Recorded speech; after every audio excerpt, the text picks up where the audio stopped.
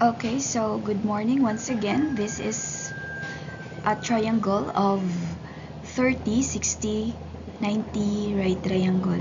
Okay? So maura gyapon atong storya diri. We are going to find the trigonometric ratios, but I only give the sign and you will find the rest. Okay?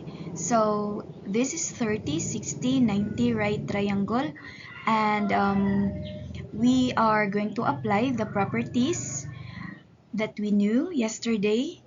The opposite of 30 degrees is the shorter side, and for example, we are going to represent it with 1 as the measure of this side.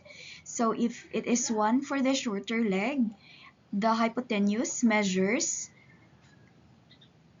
pila? Kasi nakamao. It's 2, because the hypotenuse is twice the length of the shorter leg. And what is the measure of the longer leg? Oh, it's square root of 3. Why is it square root of 3? Because shorter leg is just 1. If for example, 3 ni, so pila man ang hypotenuse? Yeah, it's 6. And what is the measure of the longer leg? It's 3 square root of 3. Alright, so anyway, there are many possible measurements nga atong mabutang-butang dira, but we will just focus balik ta ni 1 ra, 1, 2, and square root of 3. Now, sa injo-unjang activity ani is letter na pod. Okay, so it doesn't matter kung letter siya. The important thing is ato silang matagan og value sa ijang trigonometric ratios. So let's start with the sign. The sign of 30 degrees. Alright. So again, we are going to apply the saw. Saw is opposite over hypotenuse. So, you focus diri imong mata sa 30 degrees. Nadia imong pananaw. Now, what is the opposite side of 30 degrees? Of course, it's 1 over, what is the hypotenuse? Yes, it's 2.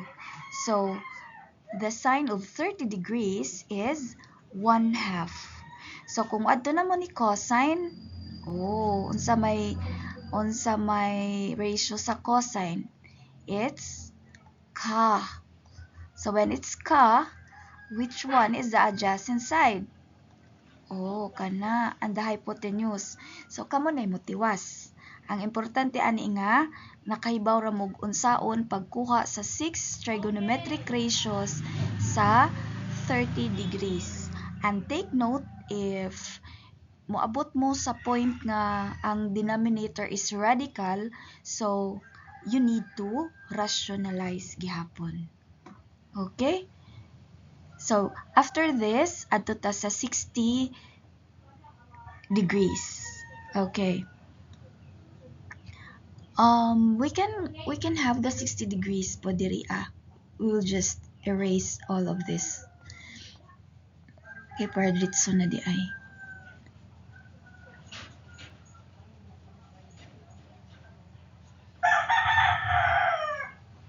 Gusto mong maliso ang triangle? Ayaw na. Just maora gihapon. Okay? So, balik na tagsuwat. This is 60 degrees. This is 30 degrees. Take note that 60 degrees is opposite of the longer side. 30 degrees is the opposite of the shorter side. So, balik ta ni measure. Example, 1 gihapon na. So, this is 2. And this is square root of 3 here. And your focus is, this time, your focus is this 60 degrees. So, we are going to write sine of 60 degrees. So, for the sine of 60 degrees, na po dinhi ang imong mata. Di imong pananaw. So, mutanaw ka. What is that ratio once again? It's saw. Opposite over hypotenuse. So the opposite of 60 degrees is, okay, it's square root of 3 over 2. Okay, because the hypotenuse is still 2. So your sine 60 degrees is square root of 3 over 2. Now, kung tagaan mo og letters, for example, na ay letters dito, like, unsa, kintay, S ni, tang na to, S ra nang gihatag. Unja diri kay 2S. Unja diri kay S square root of 3. Can we still find the sine of 60 degrees?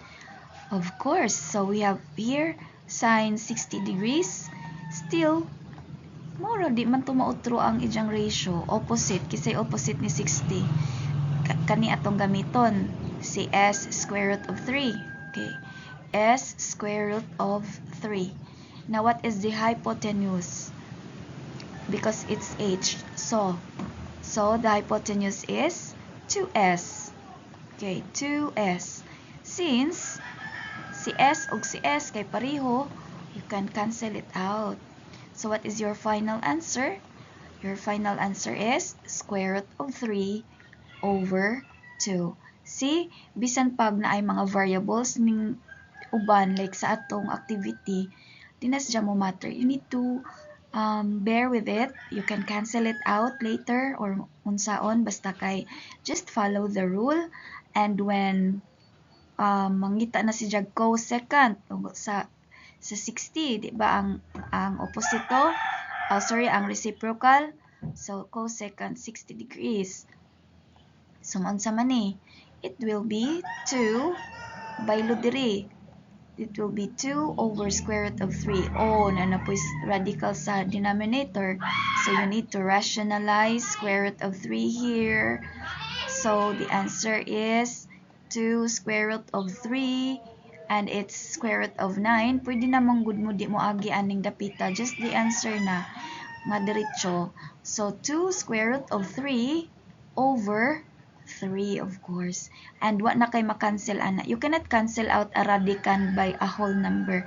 So mao ra jud na answer 2 square root of 3 over 3 for the cosecant of 60. And kung naana po yung mga variables, just write it kay later you will be able to cancel it out. Og mo tumaw ang katuragadjong value magpabilin. And then after you solve all, you are going to complete the table. Okay? Anja hatag ra mo pangutana ra mo dugang kung na may ipangutana. Okay, that's all for today. Thank you so much and see you tomorrow.